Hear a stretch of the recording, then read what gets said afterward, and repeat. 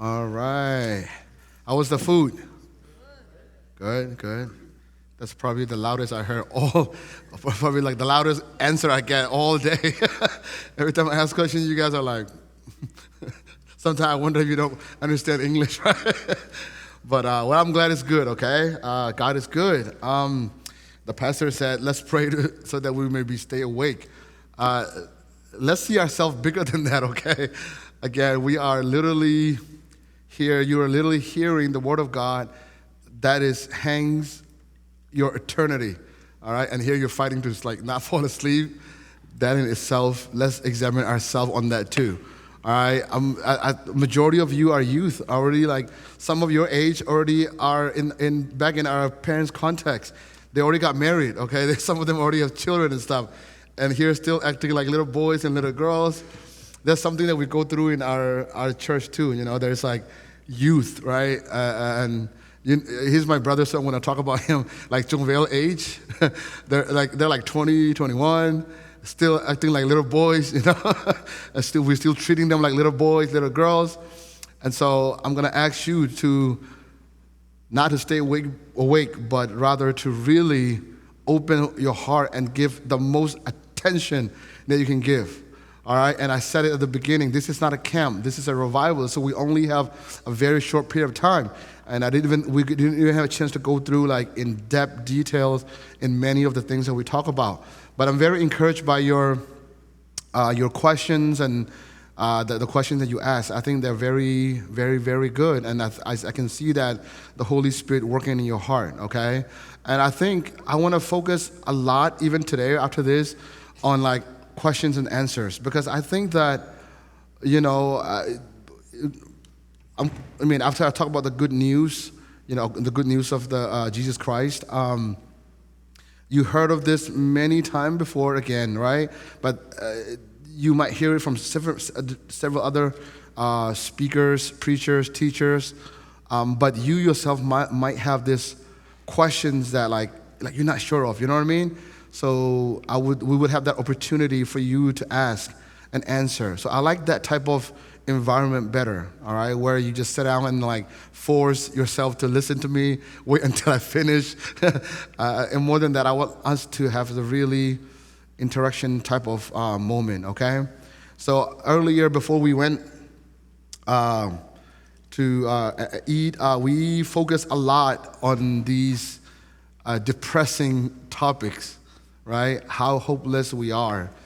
And it's all about bad news. It's bad, and it got worse, right?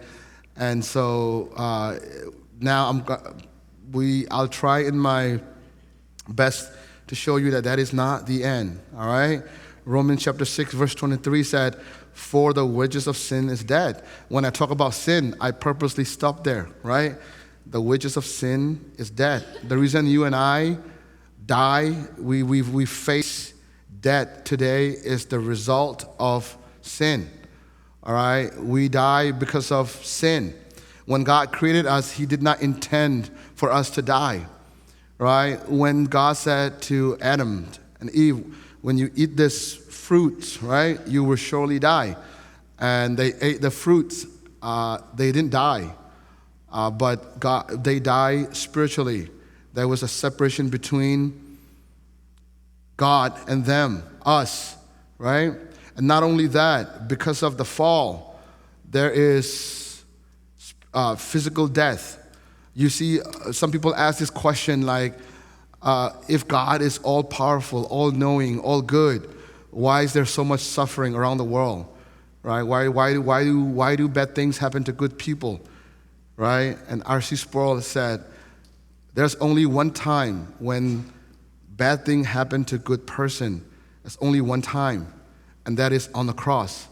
You know, when you ask that question, well, how come bad thing happened to good people? There's no such thing as good people. We're all bad, right? But nevertheless, the result of the fall, all these injustice that we see, all these crime, you know, all these natural disasters, all of these are the result of sin. We are enslaved in that sin. We are living in that system, and there's no way out. And imagine you living in that, and when you die, you're going to go to hell. What type of life would that be, right? So yes, the wages of sin is death. But God did not finish his sentence there. He continued. And he continued with the word but, right? So when there's a word but, it's always a good thing. B-U-T, not B-U-T-T, okay, B-U-T, right? That means it's about to contradict itself, right? We say something like, she's a 10, but, right? So when you say but, what you really want to say is what's about to come, right? Oh yeah, he is very nice, but, right? So that is like a contradiction. And so, yes, the wages of sin is dead, but the gift of God is eternal life in Christ Jesus our Lord. Amen. God did not finish it there. Yes, we will all face death. And because of sin, we will all be facing judgment. But God did not stop there. He gave us a way for us to be with him again. All right? How? By giving us the gift, which is Christ Jesus our Lord. If God did not do anything, let's say God chose not to do anything. He just sit there and say, you know what, I'm not going to do anything. I love my son so much. We found out when we had our baby like a year and a half ago, he will be like the only baby that we're going to have. Like we are not going to be able to have our other babies anymore. It's kind of personal, but I want to make a point. But I was like, oh man, I want like many children, you know. But we are in that position where we won't be able to. And but then now I thought about it. I thank God for that. Because, you know, it is in God's hand how many children we have or not. But I thank God because through my son, before I have my son, you know, I would read John 3:16, right? I hope you memorized that, right? God so loved the world. He gave his beloved son, only son. I would read it and I say, oh yeah, that's cool. But I don't really have a deep, true understanding of that. You know, how deep that is, right? But then when I have my son, he's alone. Like, he's the only one I'm going to have. That's it. God forbid if anything happened to him, that's it, right? So, like, I love him to death. Like, I'm like, I would not let anything happen to him. Like, I would protect him with all my might, you know? It's like, I don't want to, when he, like, fall down and stuff, like, it hurts me more than it hurts him, you know? Like, when he starts saying, like, Papa, you know, I'm, like, so happy. I'm so proud of him, you know? Like, there's a connection that I have with him that's, like, it's like, oh, wow. Like, and I am a sinner. Think about that. I am a fallen sinner. And if I have that type of relationship to my son, that love for my son, how much holy God would love his son. Think about that. See, you might not be able to relate to that because you don't have a son, the only son. So I praise God that this is the only one son I'm going to have because from him I've learned, I've experienced, tasted the love of God so many times. You know, God used him many ways, you know. Sometimes I would be like in my room and be like, hey, Chun, and then he'd be like, hey, like, he's like only 1 year old, and then I can hear like footsteps, because he's starting to come to me, but he doesn't know where, you know, and he stopped and be like, hey, Chun, and he's like, hey, and then he's like, I guess every time he hears my voice, he would come to that direction, you know? But every time he doesn't hear my voice, he's like, he doesn't know where to go, you know? And it's like, it taught me lessons like, oh, we need to hear God's voice all the time so that we don't get lost, you know? But, yeah, so when the here said, when God give us, when God makes a way for us, what did he do? So if he didn't do anything and doesn't give us his son and allow all of us to end up in hell, he would still be a fair God. If God decided to withhold his son and say, no, I'm not going to crush my son. I'm not going to let my son become sins and crush and die for all these ungrateful sinners, all these people that run away from me, all these people that don't love me. There's no way I'm going to give my son for that. If he say that, and if he did not give us his son, and all of us end up in hell, he would still be a fair judge. Because we go to hell on our own for who we are. Some people, say something like, when we talk about this, sometimes we talk about theologies, sometimes we talk about, hey, God is the one that saved us. God shows us in him, and we talk something like this, and they were like, so that means there will be some people that go into hell? I'm like, yeah. And they'd be like, then that means God is not fair. I was like, what do you mean God is not fair? God is like so fair. The fact that some people go to hell, some people go to him, that is actually really, really fair. How? By Jesus Christ, giving us by his Jesus Christ. So I thank God that God did not give us what we deserve, right? And show us grace instead.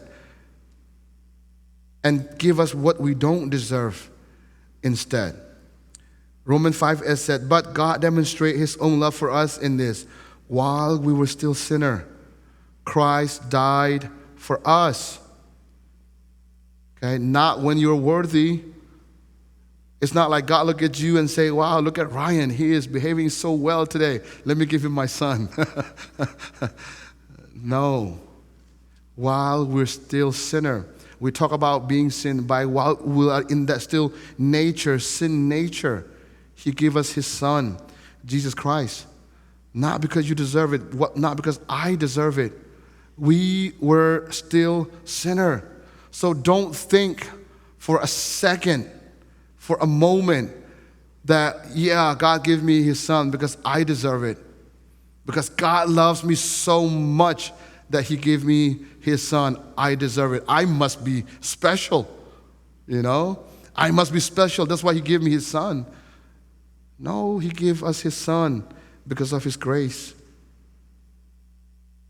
That's why in Ephesians chapter 2, verse 8 said, for it is by grace you have been saved through faith. And this is not from yourself. It is the gift of God. Gift is not something that we deserve. It's freely given. Right? God has already, like I said, God has made a way for us so that we could be with him. We don't have to be, we were already separated from him because of sin, but we don't have to stay that way.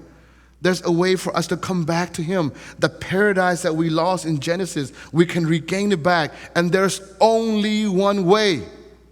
And I mentioned it earlier, it's either for you to become perfect like God, or the only hope that you and I have is by believing in Jesus Christ.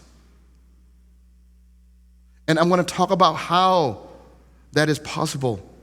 All right? And before I do that, I want us to kind of understand the foundation first. So the one that I just read, for it is by grace. So you hear a lot of the word grace, mercy, forgiveness, a lot of that before. But I want to know if you truly understand that, okay?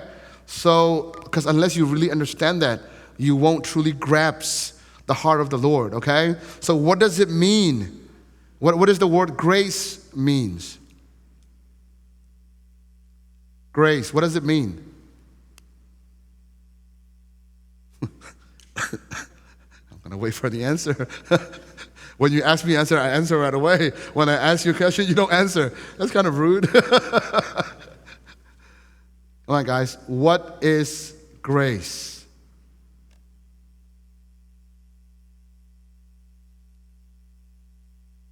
Yes? And what's your name? Chun. Good. Not giving someone what they deserve. Okay. All right. Well, can we give a round of applause? Yeah, that's really good. Just got it. Okay, good. So then, what is mercy? Go ahead.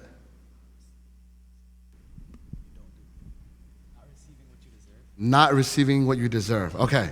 I was going to ask Mercy if she know what mercy means, but hopefully she understand what that means, right? Yeah. Okay, good. We need to have understanding on that, right? So for us to understand grace, I'm going to give you this analogy, okay? So this pastor, he has several children, okay, and he's Chinese, by the way. He's Asian, all right. So that means like education is like priority, okay. So he said before like school start, he would have this agreement with his children. He'd be like, okay, if you receive an A, I will buy you whatever you want, right? Whatever your favorite things, right? But if you fail, you're gonna be punished for that, right? And so he said he'd make that little contract for them, and then they all had to sign it at the beginning of the year, right? And then they signed it, and things went really well, and some of them got, received, some of them got punishment, all that. One day, the youngest daughter, with the report card, she was like standing in front of him like this, right? He was shaking a little bit, right? Understand this, he's Chinese, so you know what that means, right? Asian people, when I receive a B, my parents used to like not like that. Like, how did you get B? I'm like, oh, that's hard to get a B. But anyway, so she was like shaking and went to him, and he looked at her like, okay, is there anything you want to show me? And the daughter was like, yes. And then she showed him the report card, and then one of the subjects that he looked at, it's not an A, it's not a B, it's not a C, it's not a D, it's like an F. And then he was so upset, right? It's like, man, like the shoe's about to fly, right? And she's about to get it. Per their contract, she's supposed to receive punishment. And in that moment, he stood up, and then he grabs the daughter by the hand, and he walked out with her and told her to get in the car. And then she was looking at him like, is he about to kill me? Like, is he about to like send me somewhere like because I failed? Right? She was puzzled, but she was afraid to ask questions. And so she silently sit in the back, and the father drove off, and the father stopped in front of this ice cream store, happened to be her favorite ice cream store. And then she was like, what's going on? And the father, got out of the car, took her out, and he said, let's go inside. And she followed, and he said, pick whatever you want, your favorite ice cream. And then she picked one, and she's still puzzled, like, what's going on? Like, is he poison in this? Like, is he poison in there? Like, And eventually she's like, she can't help it. So she was like, Dad, like, why are you doing this? You are part of our contract. You are supposed to punish me. I deserved the punishment. But why are you doing this? And so to which the father respond, you see, this is the grace of God. We deserve the punishment, but he gave us something that we don't deserve. Right? It is not up to her, but it is up to the father. In her deed, she deserved to be punished, but the father decided to withhold the punishment and gave her what she doesn't deserve, the ice cream, and that is not poison, right? So that's when she has a clear understanding of what God's grace is. And that is what it is, guys. We don't deserve God's grace, but he gave it to us because of who he is, not because of who we are, all right? And so because of the time being, I want to talk to us about how Jesus paid for our debt, okay? We talk a lot about how we owe debt to God because of our sin, because of our nature. And in this short time that we have together, I want to talk about how Jesus paid for our debt, for our sin, all right? So like I said, God sent his only son, Jesus Christ, all right? 1 Peter chapter 2, verse 22 said, he committed no sin, and no deceit was found in his mouth. 1 John 3:5, in him there is no sin. So first, how does Jesus pay our sin, for our debt? First, Jesus lived the life we couldn't live, all right? Again, Jesus lived the life we couldn't live. And this was the first step, like I could not understand, like why did Jesus dying have to do with me? You know, like how? Like, he died, okay, good. Like, how does that have to do with me? This was the question I had for even before I was saved. I could not grasp it.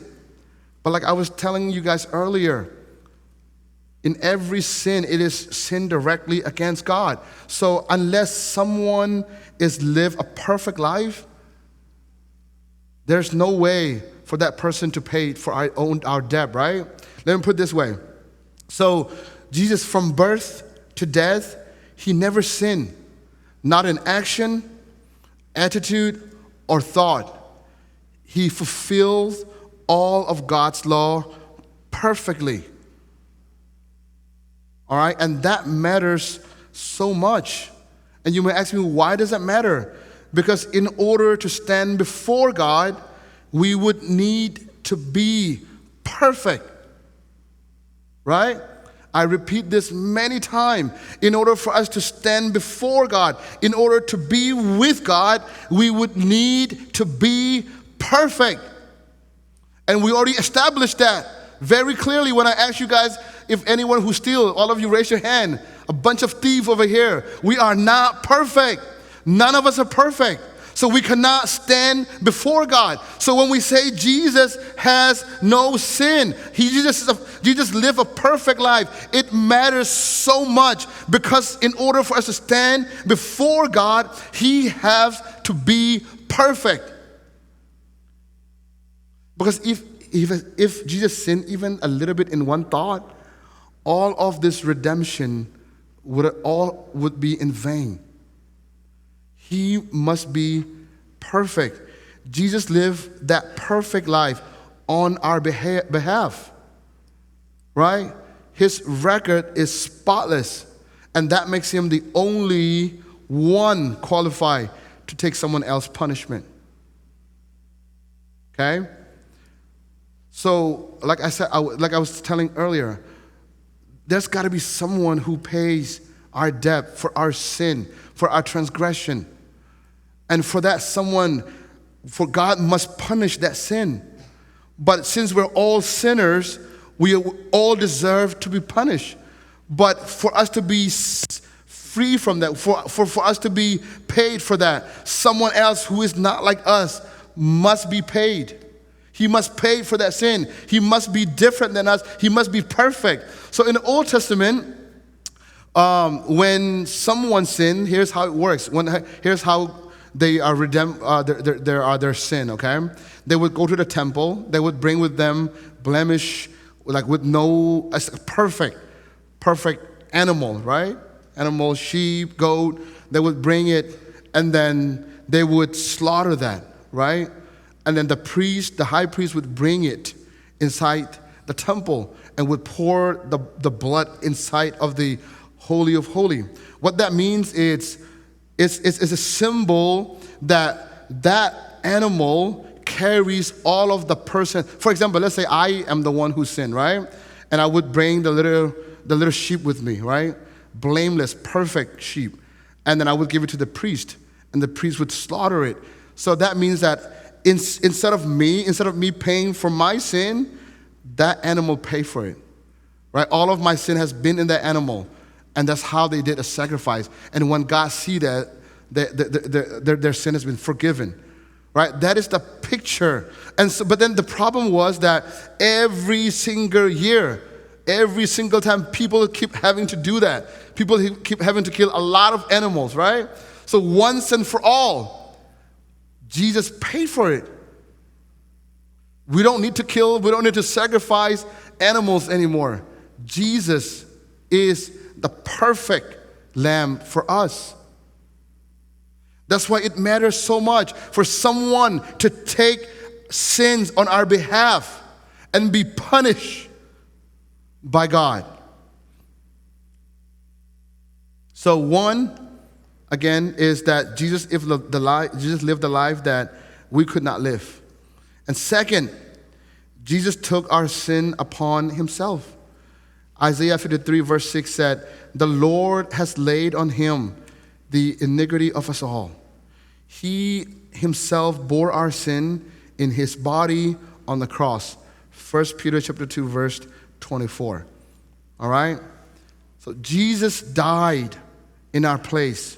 We deserve the judgment, but he stepped in as a substitute, taking the punishment we earned or we deserved. So when Jesus Christ was on the cross, all of our sin was placed on him. He become sin. Okay, earlier, I think it was Ryan and Chris, they both asked a question, or they both, about if they're, when I asked the question, if they know they're truly saved or not, right? And the answer was, I'm not so sure because I have been bad, right? Well, when Jesus Christ was on the cross, all of our sin, all of our transgression has been placed on him. Okay? And when God the Father sees that, he crushed his only beloved Son on our behalf. He punished his sons on our behalf. So all of your sins, all your past, present, and your future sin has been paid for by Jesus Christ on that cross. God's wrath is satisfied on that cross because Jesus took our sin upon himself. Jesus didn't just feel bad for sinners. He actually carried our sin. All of your rebellions, your failures, your hidden sin, your shame, everything was laid on him as if he were the guilty of it. God the Father treated him as if he was the liar, the thief, the cheater, the robber, the blasphemer, the wicked person. Although he is innocent, he stood in our place like a guilty criminal. He became the scapegoat, taking our sin far away so that we could be forgiven.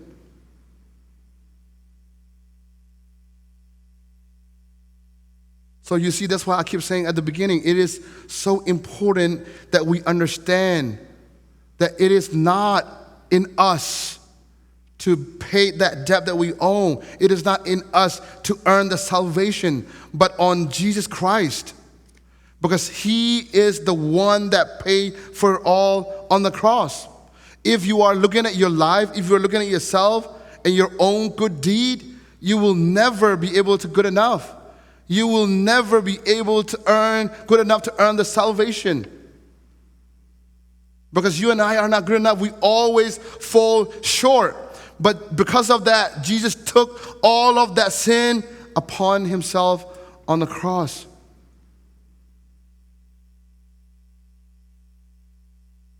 You guys know the story of Barabbas? Okay. Yes? No? Okay, good. I'm going to read it for you, okay? I want to use this for analogy.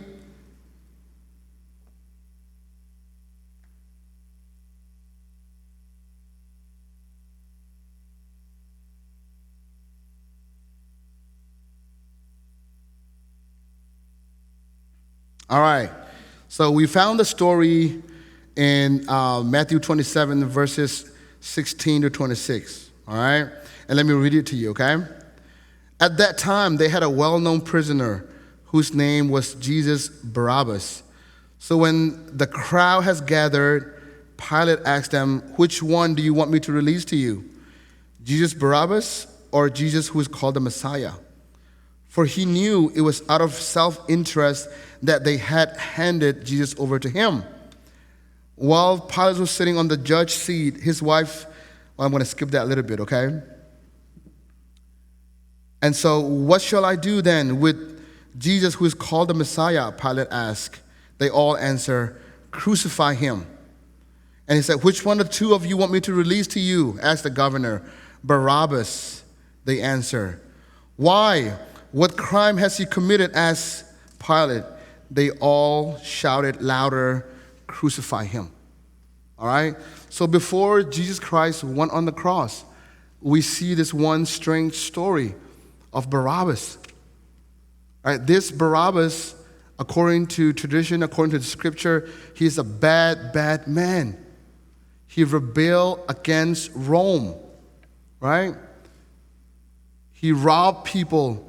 He probably murdered people. And he's in jail awaiting to be on that cross.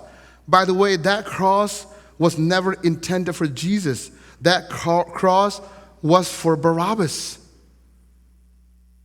Because Barabbas deserved to be on that cross for the sins and the crimes that he committed. So we see about this Barabbas. And in this Passover, there is a tradition where Pilate would free a prisoner out of favor, right? To earn the Jews' favor. And so because Pilate wanted to free Jesus so much, he would bring the worst criminal of all, Barabbas, thinking that people will definitely pick Jesus because Barabbas is such a sinful crime criminals, right? And so Barabbas was standing there, Jesus was standing on the side. And he compared the two. One of them, the one who deserved to die on that cross, a criminal, a wicked, sinful person. On the other hand, Jesus, the Son of God, all he did was heal people, preach the kingdom of God, save others, love others, kind to others. They were compared. Which one do I crucify? Pilate asked. And the people goes, Jesus, free Barabbas. Free Barabbas. Let him go. Crucify Jesus on the cross. You see, when we read that story, sometimes we're like, oh yeah, that's pretty cool. This Barabbas guy got free and Jesus on the cross. But actually, there's a symbol. There's a reason why God included it in the Bible. When we really close look at it, guys, Barabbas is us. Barabbas is you. Barabbas is me. We were in chain, waiting for that punishment. Just like Barabbas was. But Jesus Christ, with no sin, took his place. And Barabbas was freed because of Jesus. Not because of what he did, not because he deserved it, not because he has a change of heart, not because he apologized to all these people. No, but because of Jesus Christ. The exchange happened. You see? Instead of us going through the punishment, instead of us being on that cross, Jesus took our place, our sin, and died for us on that cross. He paid for all.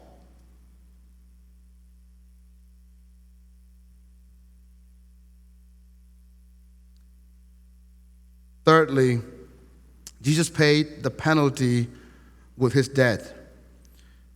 1 Corinthians chapter 15, verse 3 said, Jesus died for our sin according to the scripture. And John 19:30 said, it is finished. The price for sin is death. Not just physical death, but spiritual death. And eternal separation from God. And on the cross, Jesus took the full weight of justice upon himself. I talked a lot about God's wrath earlier when we talk about the sin section. God's wrath, his righteous anger against sin was poured out on Jesus on that cross. He who know no sin become sins on our behalf. You see, we see in the scripture many times where before Jesus go to the cross, he prayed in the Garden of Gethsemane, right? And then we see that he was so worried and he's even sweat the blood.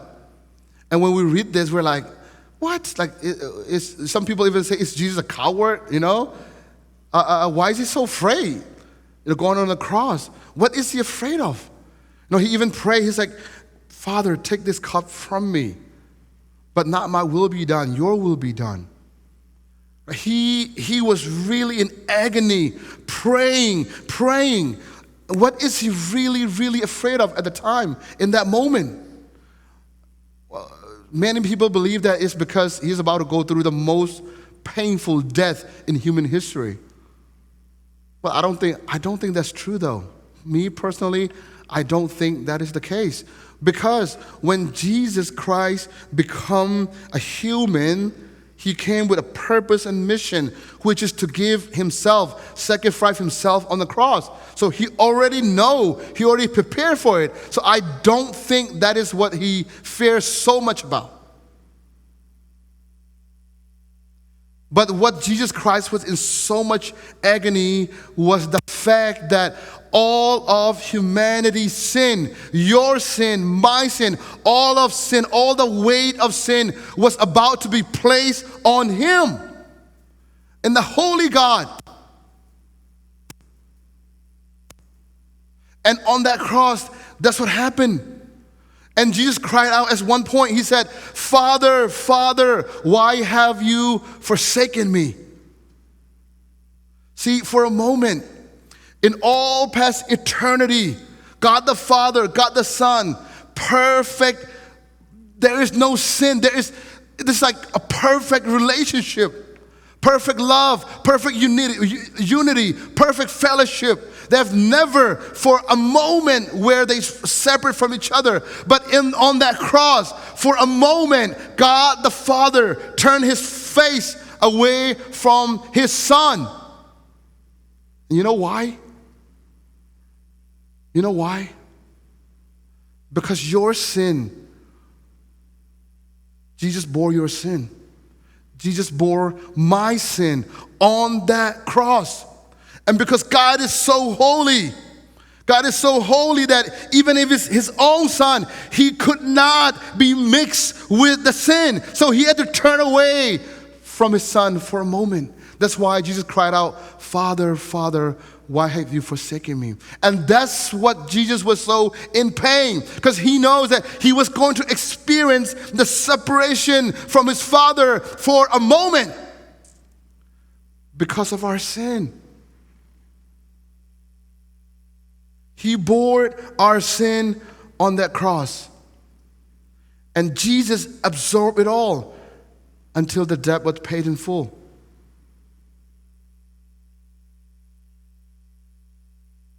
And so, before Jesus gave his Spirit, he said, it is finished. It is finished. And I know you have heard this before, this term many times before. It is finished.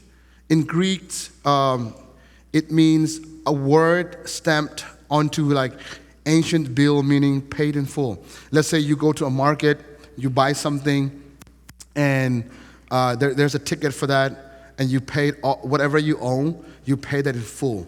Okay, that's what it means. There's a debt that you owe, but you pay all of it. All right, so the word, it is finished, that means everything is paid in full. So, when he said that, he was not just dying, he was settling the account, clearing your debt forever. When he said, it is finished, that means he has paid for it all on that cross. You and I can never pay that debt. You and I can never be good enough, but Jesus Christ paid for that on that cross. That's why when he said, it is finished, it means I paid for it all. I paid for your sin. I paid for all of your thought, all of the thing that you watch, all of the thing that you say, all of the thing that you did, you are doing, that you are going to do. I paid for it all. That's what it means by it is finished. And he gave his Spirit up.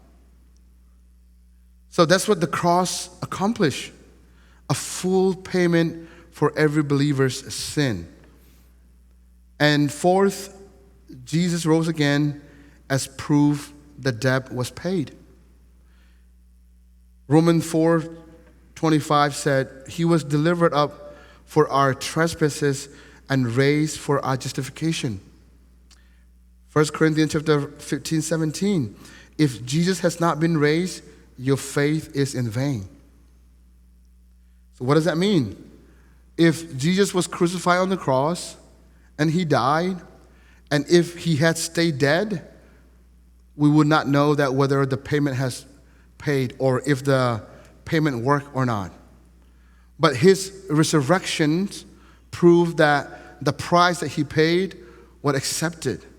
The power of sin and death was broken, and new life is available to us. So when we said, Jesus rose again from the dead, it's a confirmation. One is that whatever he preached while he was living, that was all true. Who he claimed himself, which is Messiah, the Son of God, was true. Second, that the price that he paid, the sacrifice he made, was accepted. The wrath of God was satisfied. The proof of that is the resurrection.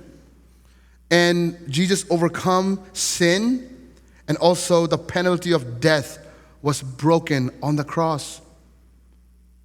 And just like he resurrected from death, new life is available to us. It's like when you go to a store and then you buy something and you have a receipt that confirms, yes, you pay for this. Your account is settled. That's what his resurrection proved. And 5, Jesus credits his righteousness to us. All right? And I talked about this earlier.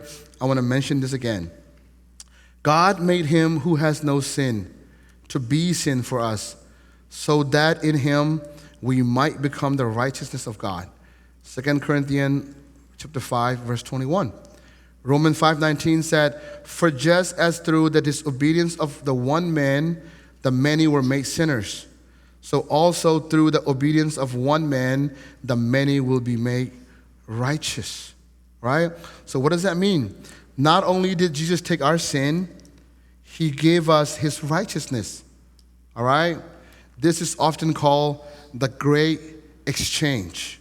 Okay?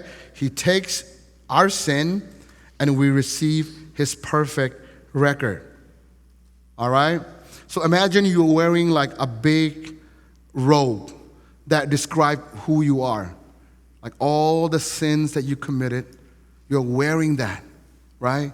You have that on you. You've been carrying that with you your whole life. You have that on you, and it's waiting on you, right? You have that. But on the other hand, there is Jesus Christ's robe, a clean, perfect robe. So what Jesus Christ did, what that means is, what it means that we share his righteousness is he gave us his robe, and he took our robe, right? He gave us his righteousness, his perfect. He imputed in us.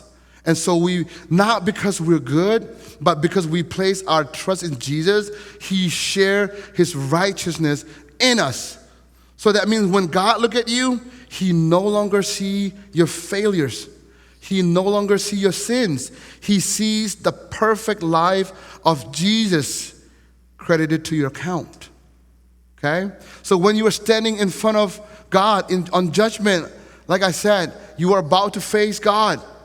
And you are naked. There's nothing of you that you can offer. But because you are clothed with Jesus, when God looks at you, he no longer sees, oh, that's Ryan, that's Chris. But he sees his son, Jesus Christ. We share his righteousness. And that is very, very important for us to understand. It is not just he died there, but when we really believe in him, he shared with us his righteousness. That's why, like I said, he has to be perfect, because if Jesus was not perfect, he would not have been able to share his righteousness with us. So let's say, for example, you own like billions of money, right? And you have nothing in your bank account. But Jesus, who owns the infinite wealth, right? He transferred all of his balance to you, right? Your account is not only clear, it's overflowing. You have nothing. You own everything, billions, and you have nothing on your account. But Jesus transferred all of his billions into your account. Not because you deserve it, but he switched the places. You see? That's what we mean by the exchange. So, guys, it is all about Jesus. At the very beginning when I asked you guys, how do you know you're saved? And most of the question, and it's not just you guys, even in those many of the youth that I visited, or even my own youth, sometimes they answer me the same thing. These days I've been doing really bad, so I think I'm gonna go to hell if I die, you know.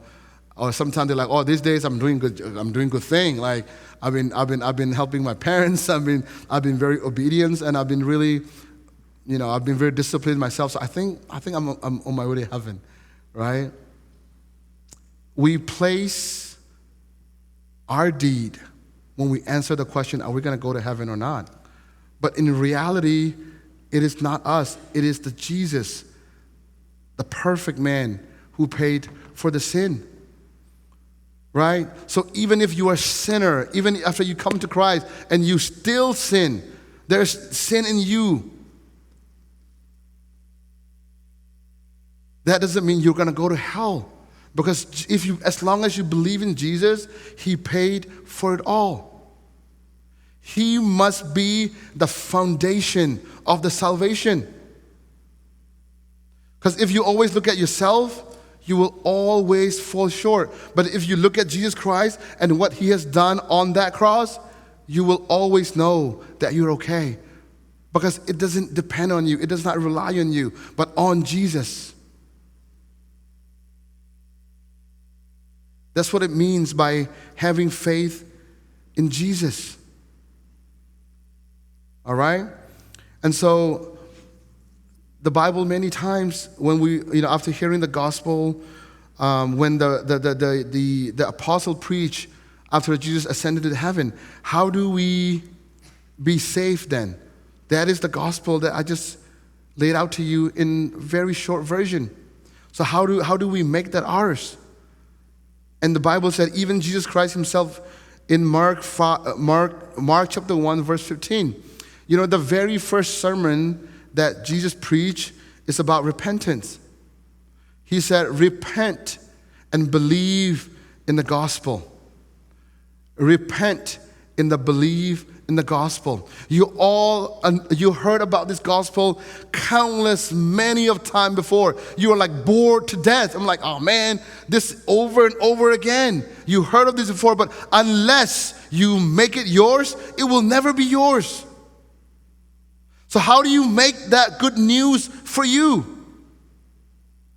Jesus said, repent and believe in the gospel. In Acts chapter 3, verse 19, repent and turn to God so that your sins may be wiped out. Acts chapter 16, verse 31, believe in the Lord Jesus and you will be saved. So what does that all mean? What does believing in Jesus Christ mean? It means to place your trust in Jesus, who he is, what he did, and what he promised.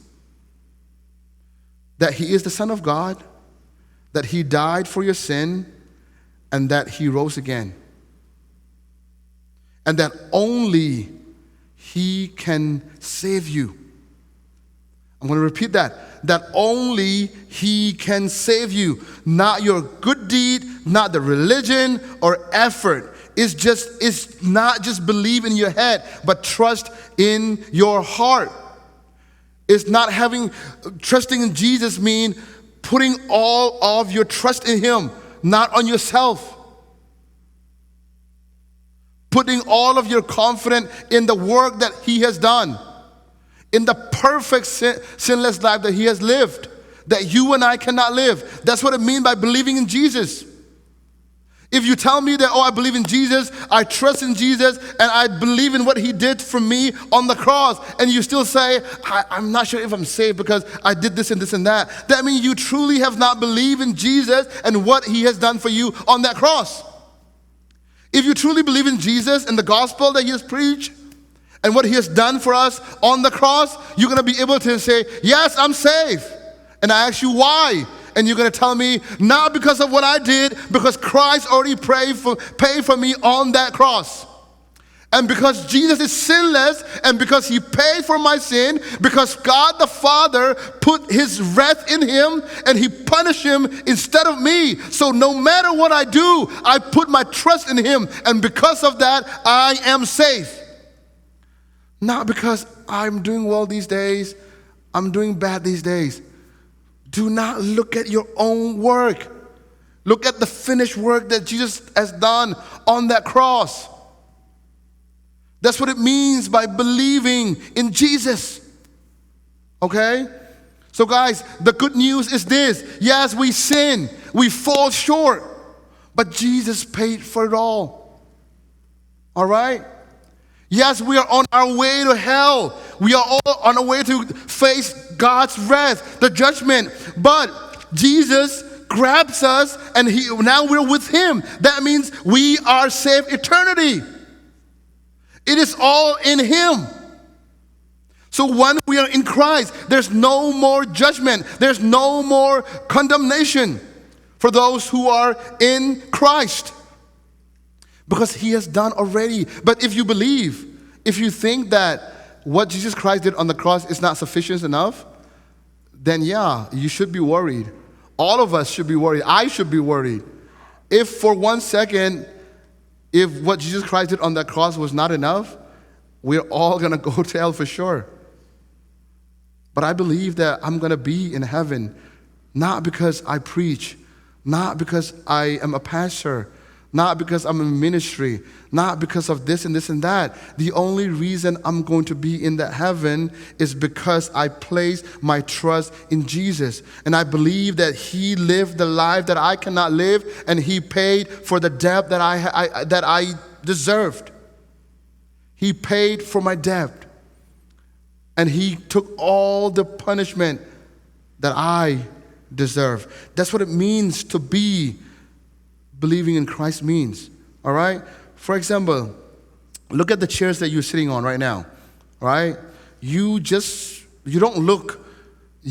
just look at the chair and say, I believe it can hold me, right? You look at it and say, I think this chair can hold me. How do you prove that? You show your real belief by sitting on it. Like you put your weight on it, right? You rest on it. So that's what it means by believing in Jesus. So believing in Jesus means you rest the full weight of your soul on what he has done, not on yourself. All right?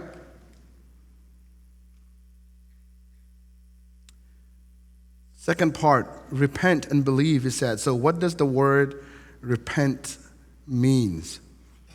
What does the word repent means, guys? What happened? Repent, forgiveness, very close. All right. Change of heart, okay. Change of heart and ask for forgiveness, okay.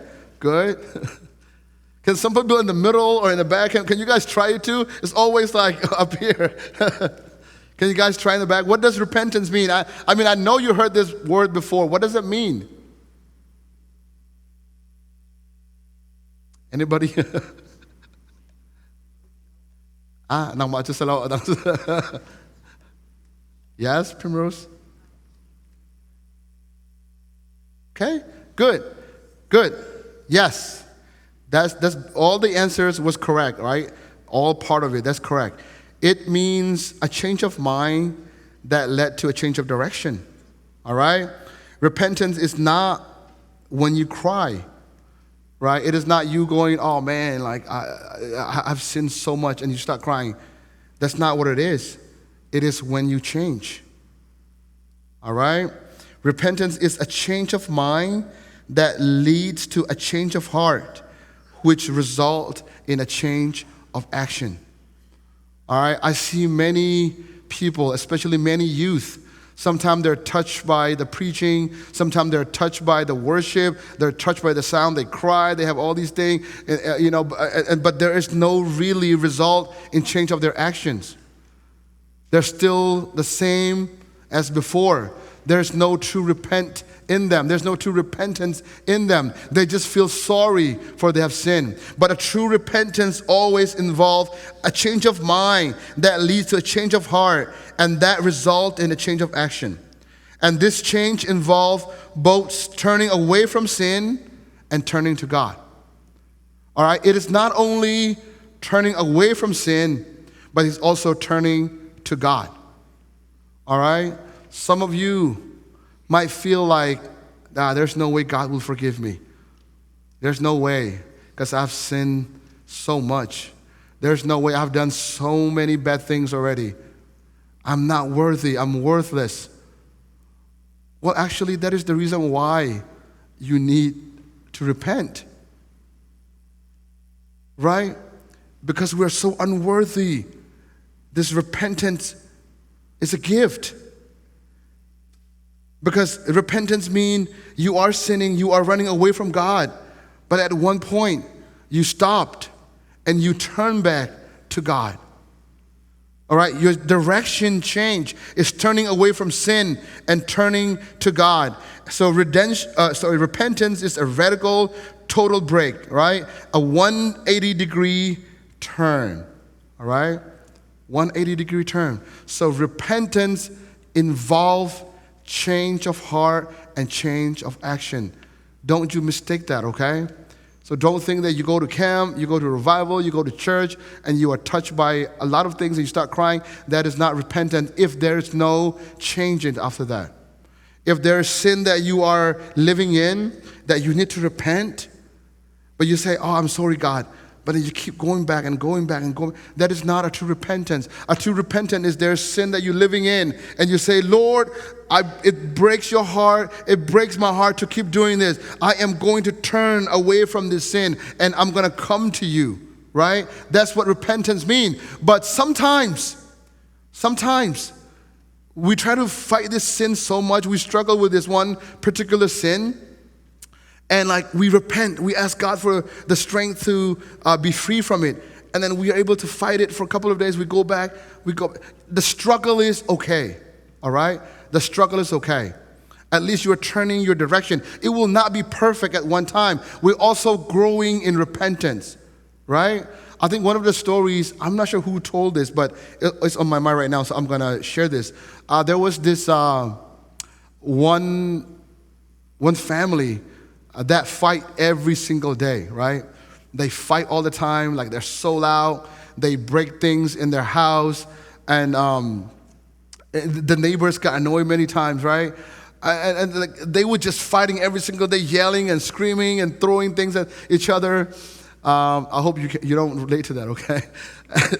And one day, a preacher came to their house, and after they were being preached the gospel, they accepted the gospel, okay? And they accepted Jesus Christ, and they're saved, and they repent of their sin, which is the fightings. But one day, their neighbor passed in front of their house, and he heard they were fighting and arguing, throwing stuff again, right? He knocked on the door, opened the door and said, guys, you guys said that you have repented of your sin, and you believe in Jesus Christ, and you have changed. How come you're still fighting, right? To which they respond, yeah, it's true, we're still fighting. But before, we fight 3 times a day. Now we fight once a week. Right? See, that is repentance, right? The picture of repentance. Don't think that, oh yeah, I repent of this sin, that you're going to be fully away from it. I think sometimes we have that misconception, and it can give us worry in our heart, okay? But yes, a true repentance is a changing of direction, but it's also growing in repentance, okay? Those who fight 3 times a day, now they only fight once a week, and it will probably turn into once a month, and eventually they will not fight anymore, All right, so that's what repentance is. All right. So, like I said, the gospel, for us to receive it, is by repenting of our sin and believing in the gospel. All right?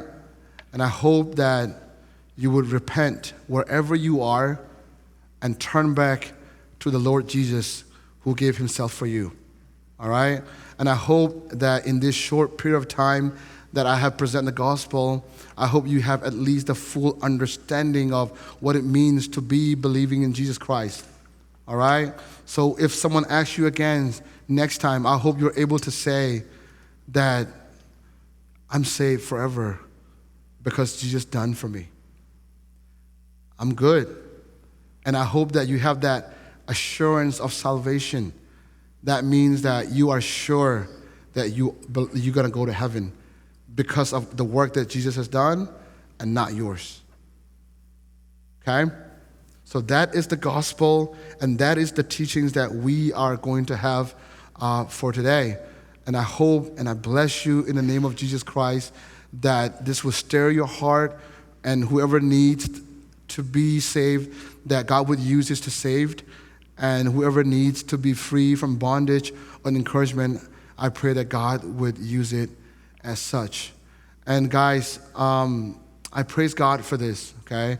And I just want to say thank you at the end. I really appreciate the fact that you're sitting over here and listening to this. And, I've always katilung CBMC kicho, since this is the place where I grew up. I hold it dearly, I feel like this is like when I come back here, preach, or whatever I do, it's like me coming back home. Like I don't feel like I go to a different church. It's like me coming back home where I belong, And so there's a different feeling toward you guys than even others. And that's just a reality. And because I love you guys so much, and I want you to really examine, which we cover a lot more than the gospel today, examine yourself really if you are in Christ or not.